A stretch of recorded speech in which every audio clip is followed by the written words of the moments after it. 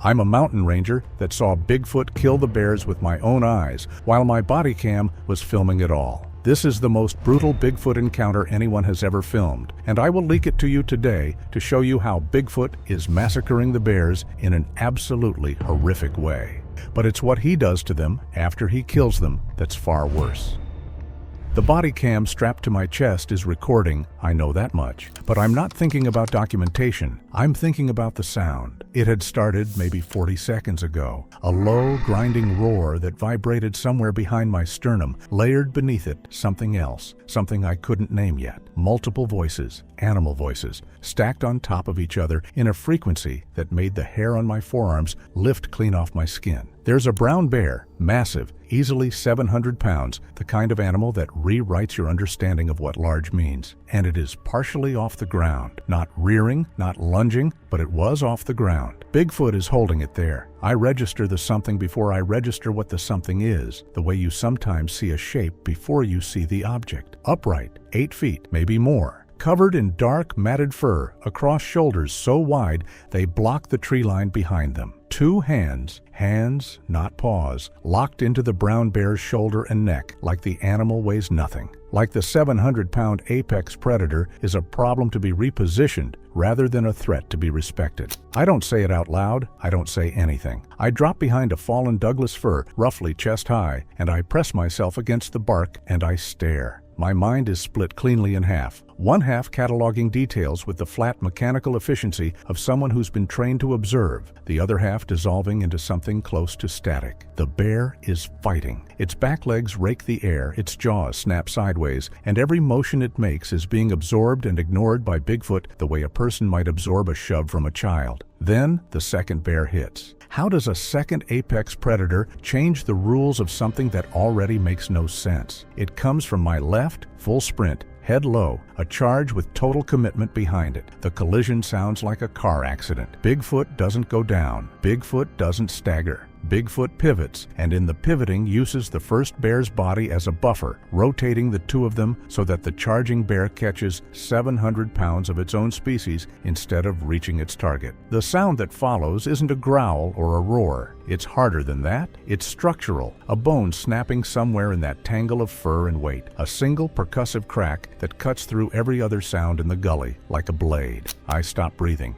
What I notice is that the first bear's body, thrown aside now, lands about 12 feet from where I'm crouching. I feel the impact through the ground. Blood catches the air before the body stops moving, a fine dark spray that mists across the ferns to my right and dots the edge of my lens. The second bear circles. It's pacing short arcs at the edge of the gully, head swinging side to side, and something about its body language strikes me even then. This isn't dominance behavior. This is confusion. This is an animal that has never encountered something it couldn't categorize, encountering exactly that. I understand the feeling completely with Bigfoot. Out of nowhere, the third bear enters from the tree line east of me, drawn in by the noise, and I whisper into my radio without looking at it. Bigfoot doesn't acknowledge the third bear immediately. Bigfoot is already turning back toward the second, and there's something in that turning, in the total absence of panic, of urgency, of any readable fear, that lands on me harder than the roaring had. The bears are reacting. Everything in this gully is reacting. Bigfoot is deciding.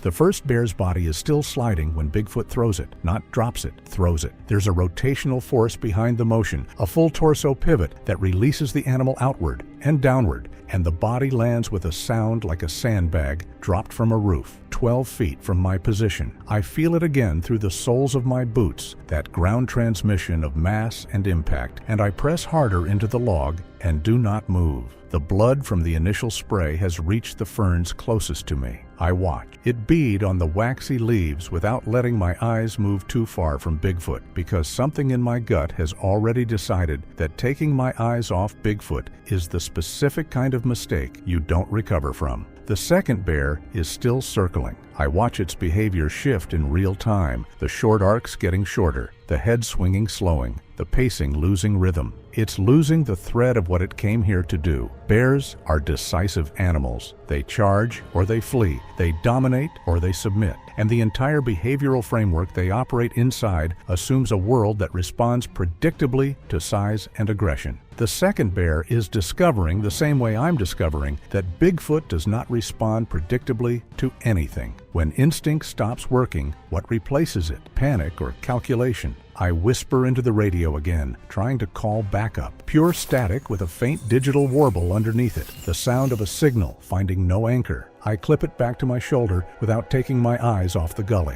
Bigfoot beats its chest once. I've heard chimpanzees do this in recordings. I've read about gorillas. This is neither of those things. The sound Bigfoot produces is lower than anything I have a reference for. Not a slap against hollow bone, but something deeper. A concussive thud that I feel in my chest cavity more than I hear it with my ears. One beat, deliberate, and then silence. And then something I am not prepared for. The second bear stops circling. The third bear, just inside the tree line, freezes mid-step. Both animals go still in a way that isn't stillness, it's paralysis. For roughly 2 full seconds, nothing in that gully moves except wind through the upper canopy. I do not move either. The second bear breaks first. It lunges, fast, committed, head low, and this time I have an unobstructed view of what Bigfoot does in response. The sidestep is wrong. Not wrong as in mistaken, wrong as in physically inconsistent with the size of the body performing it. Something that large should need more time, more ground, more preparation to redirect momentum. Bigfoot needs none of it. The sidestep happens between one frame and the next, smooth and completely unhurried, and then the second bear's forelimb is in Bigfoot's grip, and the bear's own forward momentum is being used against it. The bear hits the tree to my left at an angle that puts all of that redirected momentum into bark. The crack is enormous. Not the bear's limb, but the tree itself. A vertical split up the trunk, a white wound in the dark bark, sap visible at the break edge. The bear rebounds off it, disoriented, shaking its head with the loose, heavy motion of something trying to clear a bell from its skull. Then the third bear commits to Bigfoot. If it still chooses to attack, is it bravery or misunderstanding? I hear it before I fully see it. The sound of something heavy accelerating through underbrush with total intention behind it. Full sprint, straight line, no hesitation. The third bear has apparently decided that whatever Bigfoot's chest beat meant, it wasn't enough to outweigh whatever calculation bears make when they decide to fight. I find myself whispering something under my breath. Just the word "don't," barely voiced. I begin moving backward up the slope. Slow, controlled steps. Weight transferred heel to toe. No sudden shifts. The third bear closes the distance in under 3 seconds. Bigfoot is already turning. The collision that follows erases everything I thought I understood about the upper boundary of physical force. Both bodies are fully vertical when they meet. Bigfoot upright, the bear rearing into the grapple, and they stay that way, locked and straining for several seconds that feel nothing like seconds. In my chest, I feel each shift of weight like a small tremor. Behind me, on the slope, my left boot finds loose earth, and I correct before I go down, but it's close. The camera blurs on the motion, and when it refocuses, the two of them are still standing, still locked together, and I realize I've stopped retreating entirely. I've stopped moving because I cannot stop watching. Predators don't do this. Prey doesn't do this. What Bigfoot is doing in the 30 seconds following the grapple with the third bear is something I'd associate with a person, with a trained person, with someone who has done this before and remembers what worked. Bigfoot is choosing the ground. When terrain becomes strategy, how much of the fight is already decided. The two large trees are maybe 15 feet apart, their root systems surfacing from the slope in thick, gnarled ridges that make the terrain between them uneven and narrow. Bigfoot moves to that gap. The effect is immediate. The two bears still on their feet, the second recovered from the tree impact, and the third, circling after the grapple, are suddenly constrained. To reach Bigfoot, they have to come through a corridor roughly 10 feet wide, root broken underfoot, with their flanks exposed to the trees on either side. Two animals that fight best with space and momentum have just been funneled into a space that neutralizes both. If the battlefield is being shaped around you, how long before you realize you were never the observer? I am crouched 20 yards uphill, watching a Bigfoot run a tactical engagement, and I have no one to tell. My sidearm is on my hip and has not crossed my mind once, because everything that's happened in this gully has made it feel like the most irrelevant object on Earth. The first bear, the one Bigfoot threw, the one that hit the ground 12 feet from my position, attempts to rise.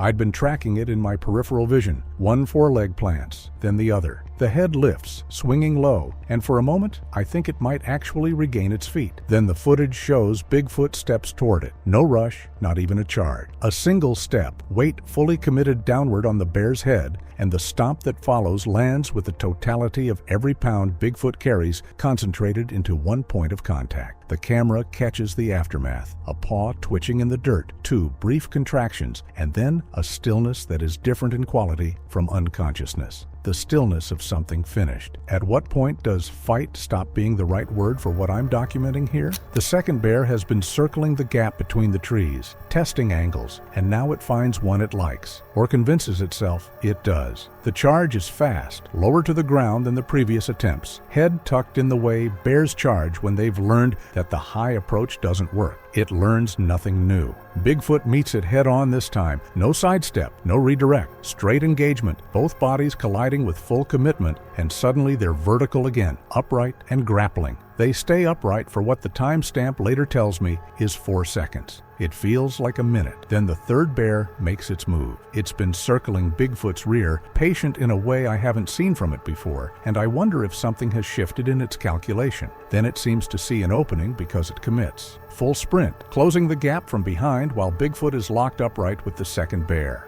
If it succeeds here, does the entire hierarchy I just witnessed collapse instantly? What happens next, I cannot fully track in real time. I know this because I've watched the footage 40 times, frame by frame, and even with that advantage, it's difficult. Bigfoot drops its weight backward, not falls, drops with intent, using the second bear's forward pressure to accelerate the descent, so that the second bear's own pushing becomes the force that drives both of them down, and Bigfoot lands on top with the second bear absorbed underneath. The twist in Bigfoot's torso happens simultaneously, a rotation that seems physically incompatible with the position, spine and shoulder, moving in a direction that shouldn't be available mid-fall. The third bear's jaws connect with Bigfoot's upper back a fraction of a second after the impact. I hear the contact, a dense, wet sound beneath the roaring. Bigfoot reaches back without looking. The hand finds the third bear's skull the way you'd find a doorknob in the dark. Without searching, without hesitation, purely by knowing where it is. What follows is a rotational movement so fast the camera can't resolve it cleanly.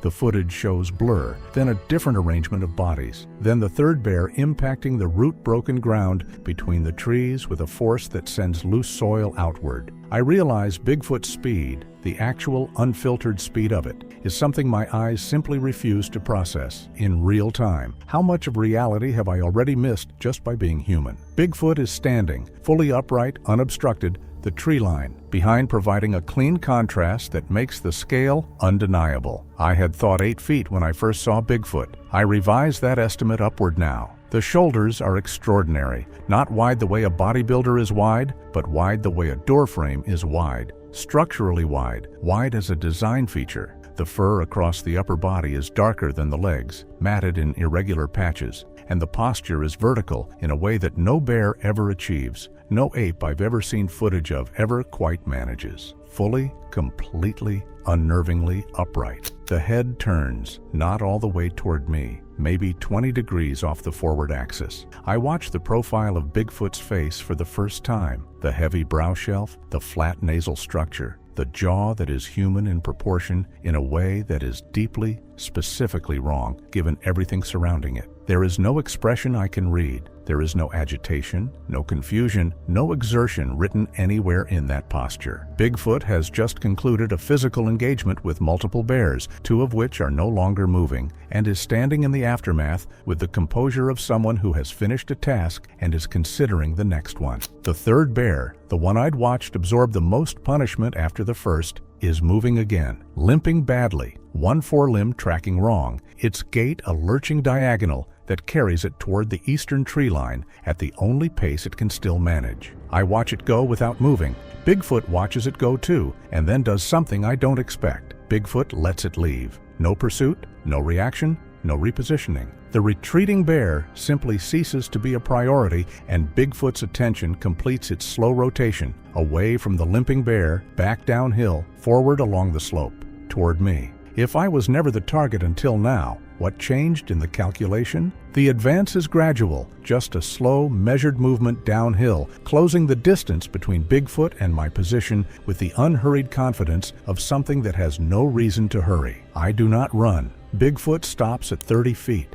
Bigfoot is deciding what I am. Then the stillness breaks from my left. I don't see it coming. Nobody would. The third bear, the one I watched limp into the eastern tree line 40 seconds ago, the one I'd mentally filed under resolved, comes out of the brush at full speed with absolutely nothing in its movement that suggests it should be capable of full speed. One moment there is silence and 30 feet of open air between me and Bigfoot, and the next moment there is 400 pounds of wounded brown bear crossing my peripheral vision so close that I feel the displaced air against the side of my face. My body reacts before my brain does. I flinch hard left, the camera swings wide, and for 2 full seconds the footage is nothing but spinning canopy and a slice of gray sky and the audio record of my own voice making a sound I have no word for. When the lens finds the gully again, Bigfoot is already moving. The intercept happens at a point maybe 10 feet downhill from where I'm crouched. Bigfoot has closed the gap between them. In a time interval the footage cannot cleanly resolve, and the collision that follows is lateral, a full-body intercept that catches the bear mid-stride and converts its forward momentum into a shared downhill trajectory. Both of them go down the slope together, a tangle of mass and motion that passes within 10 feet of my left side, and I am already moving backward, hands and feet, crab scrambling uphill with the body cam swinging and my boots churning loose earth, and every trained instinct I have screaming the same single instruction. At what point does distance stop meaning safety entirely? What I see reconfigures everything I thought I'd already processed about what Bigfoot is capable of. The bear is chest down. Bigfoot is on top of it, positioned across its back with a forearm laid horizontal across the base of the bear's neck. And the pressure being applied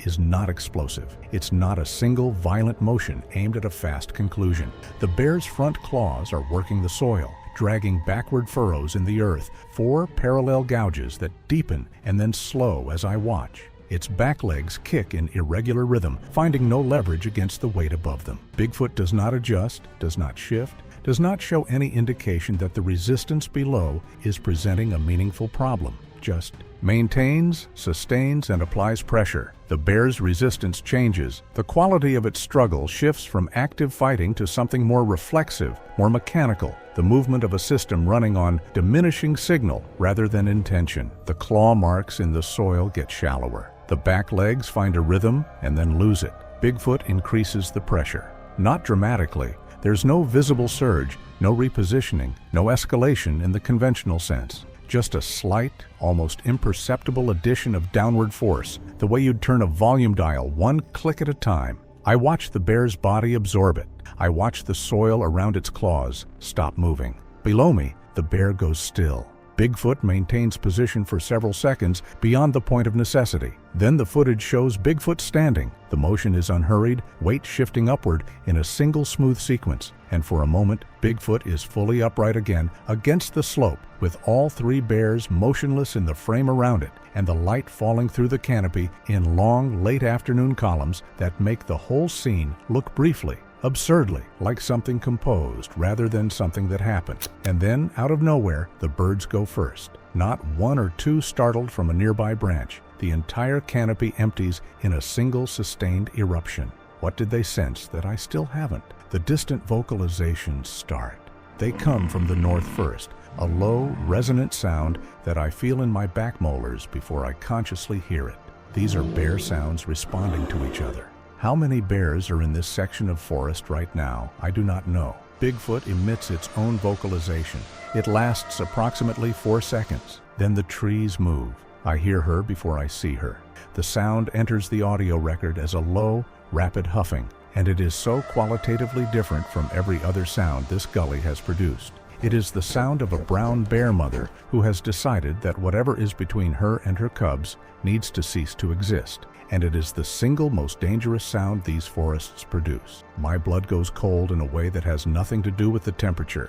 I bring the camera right. The sow emerges from the brush at 40 yards, roughly 600 pounds, head dropped low, ears pinned flat against her skull, the whites of her eyes visible even at distance. Her gait is the stiff-legged, ground-eating trot of an animal that has already made its decision and is now simply closing the distance required to execute Bigfoot. Behind her, half obscured by the brush she's just pushed through, I catch two smaller shapes. Juveniles. Not cubs, yearlings maybe, large enough to be mobile, but small enough that every instinct in their mother's body is currently organized around a single, non-negotiable directive. If she's protecting them, what happens to them if she falls here? This is the worst-case scenario in my professional experience, and she is 40 yards from Bigfoot. The first charge is a bluff. She covers 15 yards in under 2 seconds, a speed that is shocking every single time you witness it. The message is explicit. Every bear I have ever watched receive this charge has responded to it, even large males, even apex predators with clear physical advantages. Bigfoot does not move, not a step back, not a shift in weight, not an adjustment of stance. Bigfoot receives the bluff charge from 40 yards away and responds by lowering the center of gravity slightly.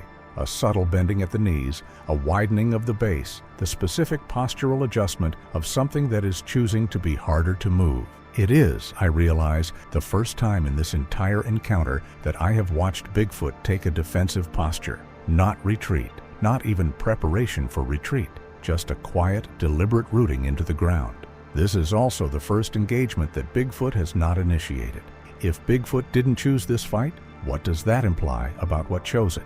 The sow does not receive this non-response well. The second charge is not a bluff. I can see the difference in the first stride. The head stays low, instead of lifting at the commitment point. She is fully committed before she covers 10 yards. The impact when she connects with Bigfoot is the loudest single sound the gully has produced, louder than the chest beat, louder than the tree impact, a deep, full-mass collision that rolls up the slope and bounces off the timber behind me and seems to compress the air between us. Bigfoot gives ground, 6 feet, maybe 8.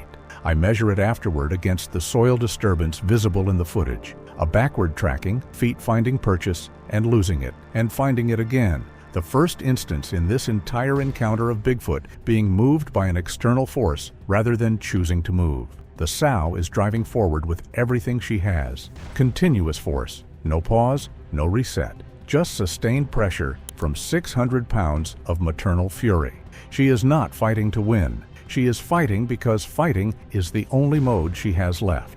Bigfoot grapples rather than redirects this time, both hands finding purchase on the sow's upper body, and they grind backward together across the soil in a struggle that is slower and heavier than anything that's come before. Less explosive, more elemental. Two bodies testing the absolute outer limit of what each can produce. Then Bigfoot shifts the grip. One arm moves under the sow's torso, a repositioning that takes less than a second, but requires Bigfoot to absorb additional impact during the transition, accepting the cost in order to change the geometry. The other hand finds the shoulder, and then there is a pivot, a controlled rotation that does not try to overpower the sow's forward drive, but instead takes that drive and turns it 90 degrees, redirecting it laterally, and the sow hits the tree to Bigfoot's right with a force that strips bark off the trunk in a vertical sheet. If force can be redirected this cleanly, was the outcome ever hers to decide? The footage shows that she recovers fast, faster than she should. She comes back snapping, jaws working in rapid audible clacks, a sound that is almost mechanical, and she finds Bigfoot's forearm in the chaos. The bite connects. I watch it connect. A glancing grip, not a full lock, but contact, real contact, force applied, the first time anything in this gully has successfully landed on Bigfoot. On the footage, the moment is visible for perhaps 3 frames before the motion takes it out of frame. In the moment, I breathe 2 words that the audio captures with complete clarity. Bigfoot met its match, and it can be hurt. Bigfoot's response to the bite is not a flint. It is an escalation that happens so fast, it functionally bypasses the intermediate stages. No buildup, no warning, no graduated increase. One moment, the grapple is ongoing, the sow driving and snapping and refusing every attempt at displacement, and the next Bigfoot has changed the terms entirely. A partial lift, not full elevation, not the clean overhead control of the first bear, but enough to destabilize, enough to break the sow's ground contact and interrupt the mechanical advantage her weight provides. Then a downward drive at an angle, using the partial elevation to convert Bigfoot's mass into a directional force, and the sow hits the ground with an impact that sends debris outward. The struggle continues on the ground. The sow is not done. I need to be clear about that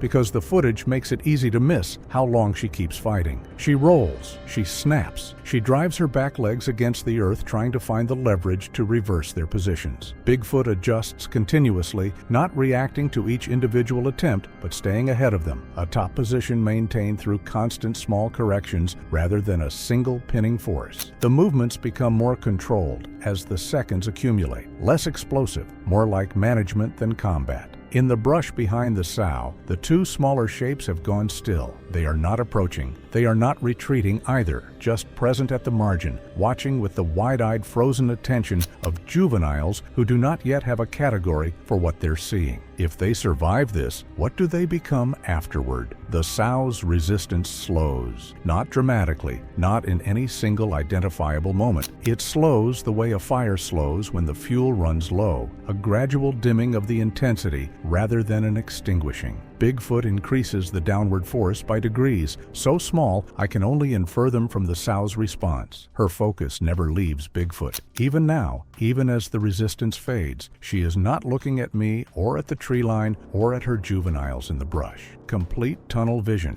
Whatever Bigfoot represents to her maternal brain, it is the only thing in the world that matters. The intermittent movement becomes infrequent, then rare, then still. Bigfoot holds the position for several seconds, past the point where holding it is mechanically necessary. I note this, the same way I noted it, with the third bear, the sustained contact beyond conclusion, the refusal to disengage early, the patience that might be caution or might be something else entirely. Then Bigfoot stands, fully upright, the sow motionless below, and for a moment the late afternoon light catches Bigfoot's posture in a way that is almost unbearably clear. The forearm where the bite landed, I look for damage. The footage is not high enough resolution at this distance to show me what I want to see, but the way Bigfoot holds that arm is different from how it was held before. A subtle difference, a degree of self-awareness in the posture of it that suggests the bite registered in some ongoing way. In the brush, the juveniles retreat, quietly, without the crashing urgency of flight, just a gradual withdrawal, shapes becoming less distinct and then absent, swallowed back into the forest that produced them. Bigfoot watches the direction they left for a long moment, but he does not follow. And then the fifth bear doesn't charge. This one is doing neither. It appears in the tree line, and it's pacing a lateral line at the edge of the tree cover, maybe 50 yards out, moving left and right, not fleeing,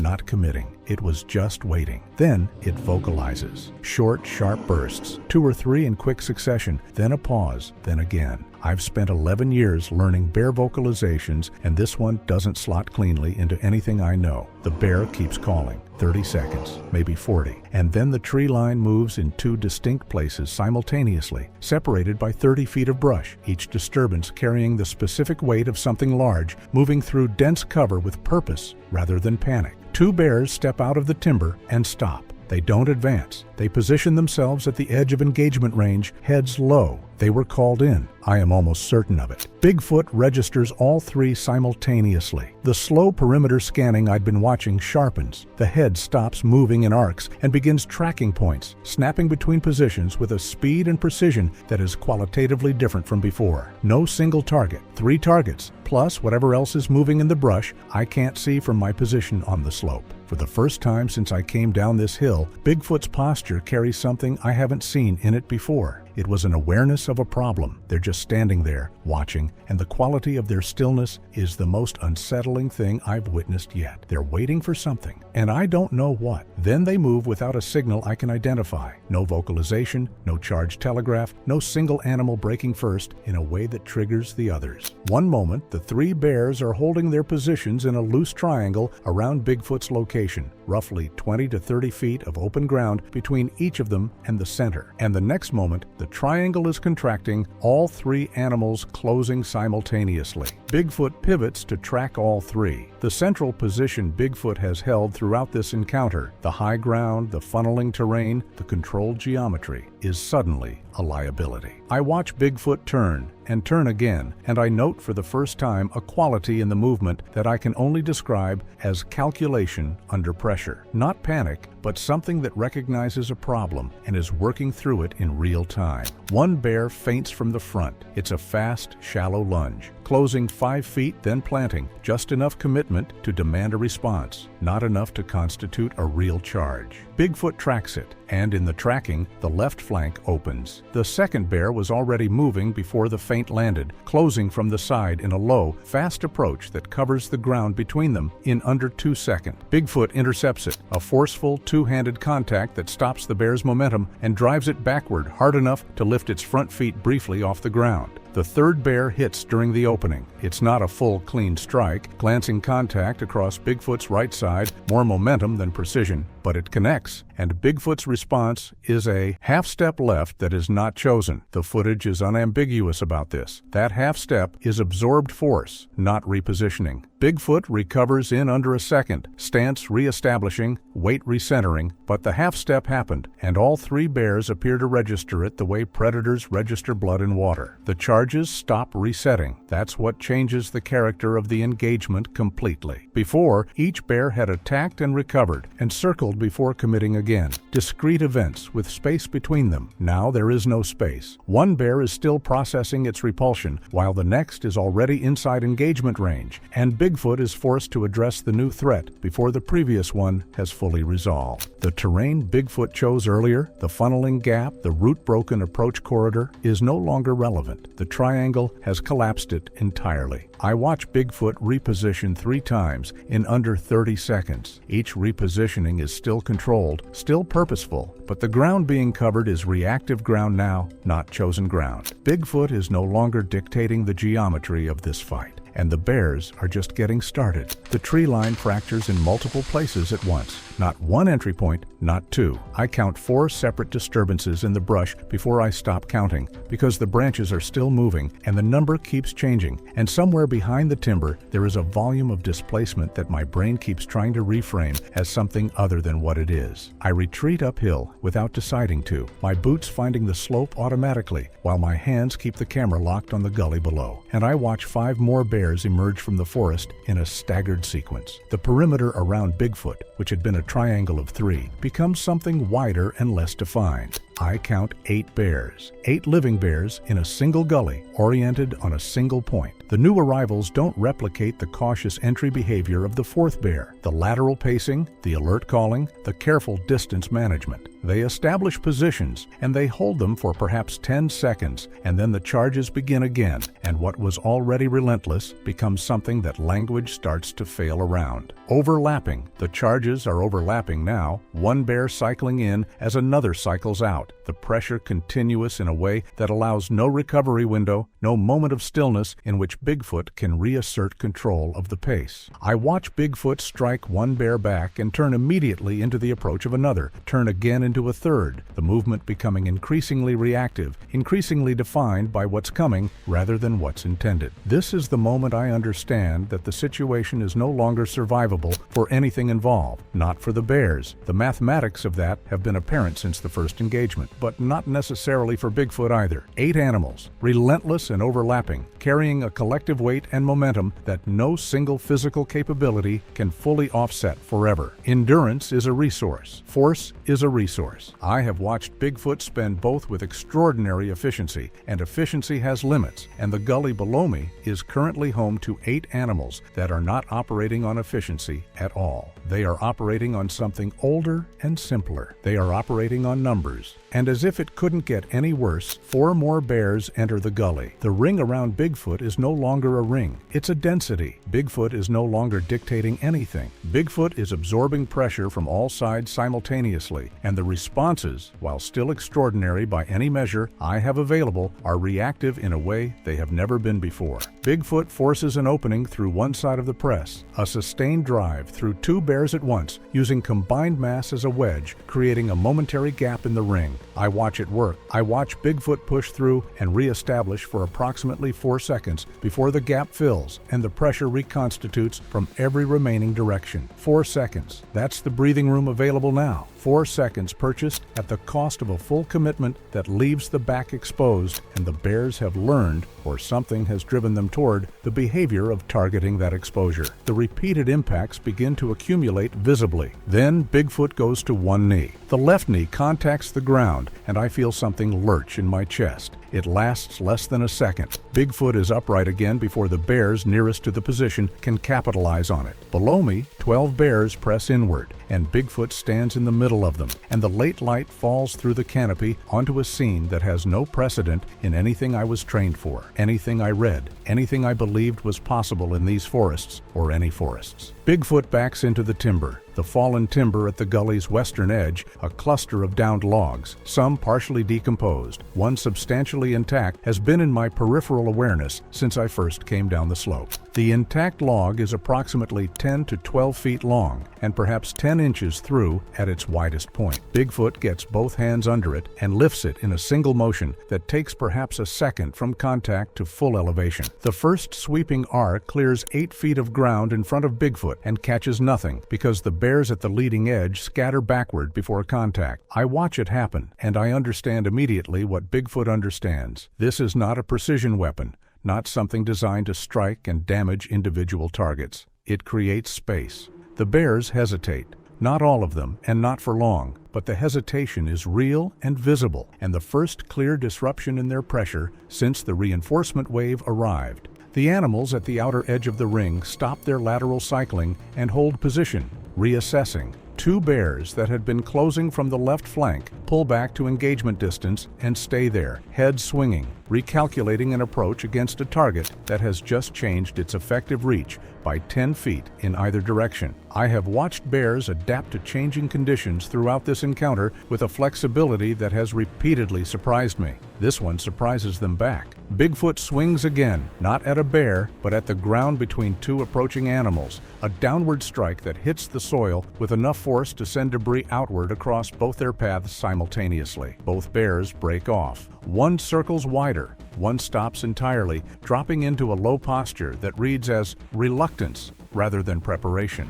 It is the first time since the 4th bear entered this gully that I have watched a bear decide not to proceed. The log strikes continue in that pattern, not precise, not targeted, but rhythmic and purposeful. Ground strikes to create debris disruption, lateral sweeps to reset the nearest animals, occasional upward arcs that do nothing but remind everything within range of the object's dimensions. Bigfoot is not trying to win with the log. Bigfoot is trying to breathe, trying to buy the seconds between engagements that the bear's overlapping charges had eliminated, trying to reintroduce a recovery interval into a fight that had ceased to offer any. It works partially.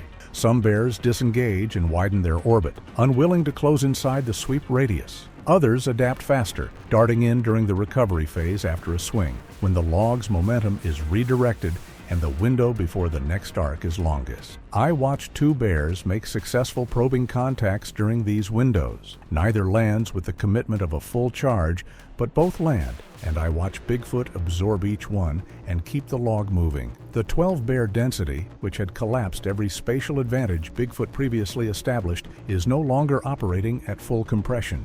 There is a ring again, loose, probing, still dangerous in its numbers, but a ring with a radius rather than a wall. Bigfoot stands at its center, the log moving in slow arcs, chest heaving in a way it hasn't heaved before, and I watch and I document and I try to calculate how long this adaptation can hold against the arithmetic of what surrounds it. The bears at the outer edge are still circling. The ones that adapted to the window timing are still probing. And behind the tree line, just visible as shifted shadows in the dimming light, I can see movement that has not yet resolved into anything I can count. The forest is not finished sending bears. One bear, a large male on the northern edge of the ring, the one that's been most consistent about probing the post-swing windows, begins closing earlier in the recovery phase, shaving time off the interval it had previously respected. It reaches Bigfoot once before being pushed back, a sustained contact lasting 2 full seconds before Bigfoot generates the force to disengage it. The large male tries again. This time it holds the contact for closer to 3 seconds, driving forward with continuous pressure before Bigfoot redirects it. The redirection works, but the force behind the redirection is visibly reduced from what it would have been an hour ago. The bear lands 6 feet away instead of 12. It shakes its head, reorients, and does not retreat to the outer ring. It holds its position at mid-distance, close enough that the next attempt requires less committed acceleration, and it waits with the specific patience of an animal that has just learned something useful. The log sweeps slow further. Below me, the large male makes its third approach. This time, Bigfoot doesn't redirect it. Bigfoot absorbs the contact, plants, and pushes. The bear gives ground. Bigfoot holds position, but the log drops during the exchange, and when the bear retreats and the immediate pressure releases, Bigfoot does not pick it up again. The log stays on the ground. Bigfoot stops moving, total cessation of movement, mid-engagement, in the center of a ring of 12 bears. The bears nearest to Bigfoot's position hesitate at the abruptness of it. That pause lasts perhaps 5 seconds. What Bigfoot does next is not a sound I can describe by analogy. It begins below hearing, the chest pressure precursor I first experienced during the single chest beat in the early engagement, that internal resonance that arrives before the ears confirm it. But where that chest beat was percussive and brief, a single deliberate strike of sound, this is sustained and rising, a vocalization that builds from infrasound into audible range and keeps building past it, accumulating registers as it climbs, each new layer adding to rather than replacing the ones beneath it. It is the loudest sound I have ever been physically present for. I stay flat against the slope, and I keep the camera up, and I breathe through my nose, and I count seconds. I reach 7 before I hear the clicking. It comes from above. 4, 5 distinct sharp sounds from the upper timber, from the dark mass of branches 60, 70 feet overhead. Where the light has stopped reaching, I tilt the camera upward. The footage from this moment is the most scrutinized material I have ever produced. What it shows, in the upper canopy of 3 adjacent Douglas firs at the gully's northern edge, are more Bigfoot. They were up there before the vocalization. How long they had been watching, I cannot tell you. What I can tell you is what the bears do when the clicking stops and the shapes begin to move. The ring takes 1 step back. 1 step back is enough to tell me everything about what's coming. The other Bigfoot don't climb down. What happens instead is a release. 4 shapes dropping from the upper timber in rapid succession, each one hitting the ground with gargantuan impact. The sound of 4 simultaneous large mass ground impacts in a confined gully is something I will carry in my body for the rest of my life. The bears cycle through their uncertainty in different ways. Several at the outer edge of the ring have already begun moving toward the tree line. Not running, not the panicked flight of an animal in full retreat, but a purposeful backing away that maintains forward visual contact while increasing the distance. Others hold their positions, heads swinging between the original Bigfoot and the 4 new arrivals. A smaller number, the large male that had been most persistent in the probing attacks, and 2 others whose commitment to the engagement had been sustained throughout, hold their ground entirely. Do not step back. Do not look away. Those 3 concern me more than the ones that are leaving. The 4 new arrivals engage almost immediately. The movements are faster than what I've been watching. The effect on the bears closest to the engagement is immediate and severe. I watch the large male, the one that held its ground, the one I was most concerned about, receive the attention of the largest new arrival. The engagement lasts less than 4 seconds. What happens inside those 4 seconds, my camera captures only partially, the motion too fast, and the light too low for clean resolution. What I can see clearly is the outcome. The large male is no longer in the gully. It is in the tree line. I did not see it decide to go there.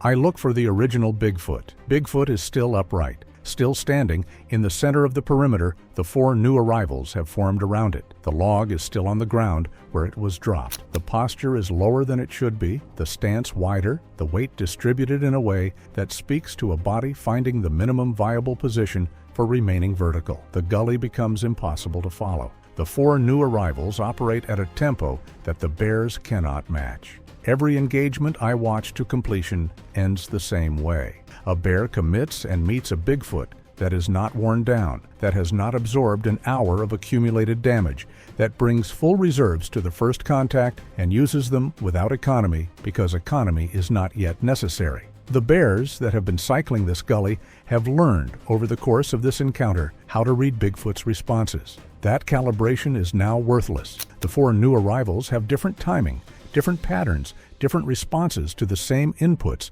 and the bears are running learned behaviors against targets that haven't been learned yet. Several bears disengage entirely within the first 90 seconds, not all at once. Sequentially, individually, each animal arriving at its own calculation and acting on it. A retreat from the eastern edge first. 2 bears backing into the timber with the deliberate backward movement I've seen before, maintaining visual contact until the brush takes them. Then the northern edge, 1 bear, faster, less deliberate, more driven. Then 2 more from the western approach, one of which I watch actively turn away from a new arrival mid-charge, converting a committed attack into a full retreat in a single motion that speaks to an urgency overriding whatever sent it forward. I track the ones that stay. There are still bears in this gully. The count has reduced, but it has not emptied, and the ones remaining are not the peripheral animals that hung at the outer edge of the ring and probed cautiously. The ones remaining are the ones that came in hard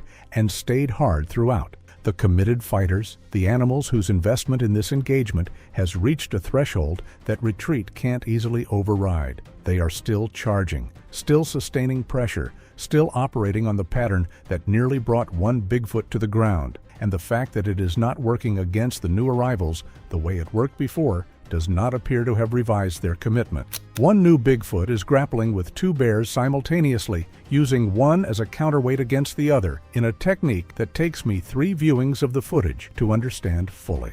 Another moving through the space with a speed that makes tracking almost impossible, the body cam producing motion blur at the edges of each frame as I try to follow it. A third, holding a position at the gully's northern mouth, not engaging, just present. A physical barrier between the interior of the engagement and the tree line behind it, preventing a specific avenue of retreat that I realize, watching it, would have been the most direct escape route available. They are not just fighting, they are managing the space. The original Bigfoot has not re-engaged. I check the position every few seconds between tracking the active engagements, and each time I find the same thing: upright, stationary, the wide, low stance of a body, maintaining verticality through will and structure rather than active energy. This is the stillness of something that has used what it had and is waiting to find out what remains. The sounds change, not all at once and not completely, but the audio character of the gully shifts over the course of the next 2 minutes in a direction I can track on the recording. The overlapping continuous roaring that defined the 12-bear compression phase, that wall of sound the recorder distorted at its high end, begins to develop gaps. Individual sounds becoming distinguishable again, impacts spacing out, the texture of chaos acquiring structure, the way a storm acquires structure as it moves past you, not gone but directional, carrying its energy somewhere else. The engagements are moving outward. The 4 new Bigfoot are not holding the center of the gully the way the original held it. They are advancing, pushing the active engagement radius outward from the center toward the timber, each exchange happening at a greater distance from the original Bigfoot's position than the one before it. The bears still fighting are fighting on ground they've been walked back to, and the ones watching from the edge of the ring are watching from positions that are very close to the tree line now, and the tree line is right there, and the calculation is getting simpler for every animal in this space with every passing second. This no longer looks like killing for its own sake. It looks like territory being reclaimed, bears pushed away from something behind that tree line worth holding at any cost. And I think that's the reason why they're killing bears. It's because they're a threat to the Sasquatch species. Below me, the last committed bear takes a hit that sends it sideways across the gully floor.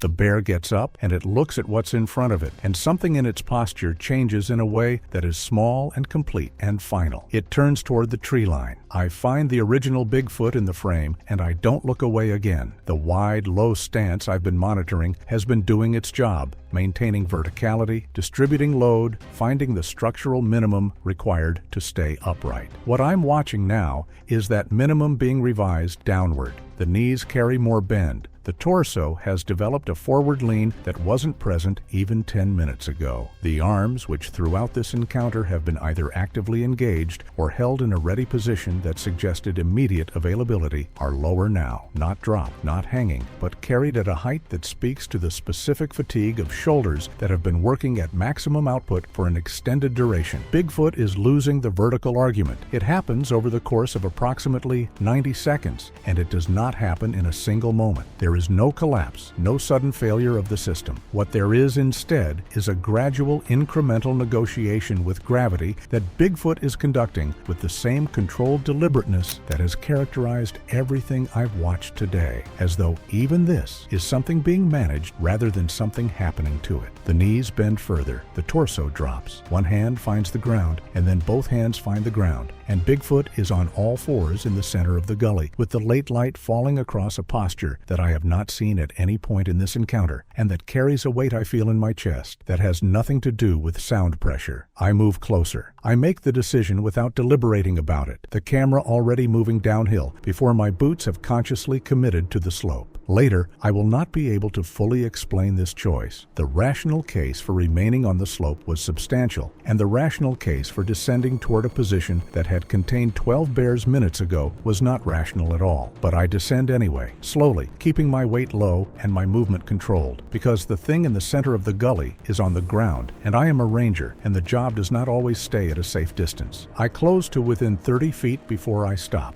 The footage from this distance is the clearest I have of Bigfoot in the entire encounter. What the camera captures at 30 feet at this distance is detail I have not had access to before. The fur is matted in multiple places, irregularly, in the specific way that fur mats when moisture, sweat, or blood, or both, has been working through it over time. The forearm where the sow's bite landed shows a darker irregularity in the coat that I cannot clinically confirm as a wound from this distance, but that I do not believe is anything else. The breathing is visible, deep, labored, the whole upper body moving with each breath in a way that earlier respirations never required. Bigfoot is not unconscious. I need to be clear about this. The head is up, the eyes are open. The scanning behavior is still happening, slower than before, with longer pauses between orientations, but present. Bigfoot knows where the sounds are coming from. Bigfoot knows where I am. When the head turns in my direction and holds, I go completely still and let the camera run and do not retreat. And the eye contact lasts perhaps 5 seconds before Bigfoot's attention moves back to the sounds at the perimeter. I take that as the permission it may or may not be and hold my position. The other Sasquatch are still working the edges. I can hear it. The impacts are more sporadic now, further away, carrying the quality of engagements that are finishing rather than beginning. The bears are leaving. Some have already gone.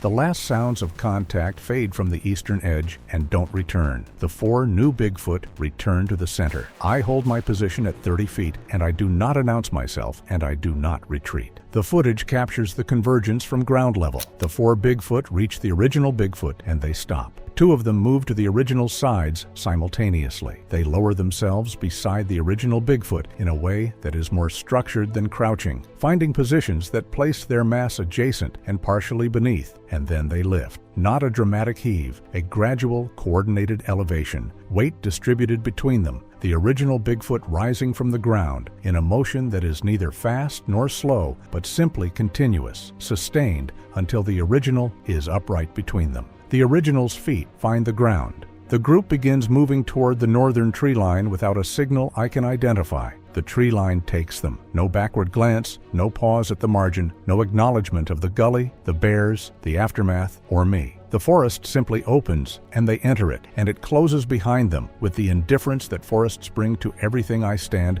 in the center of the gully for a long time after they're gone.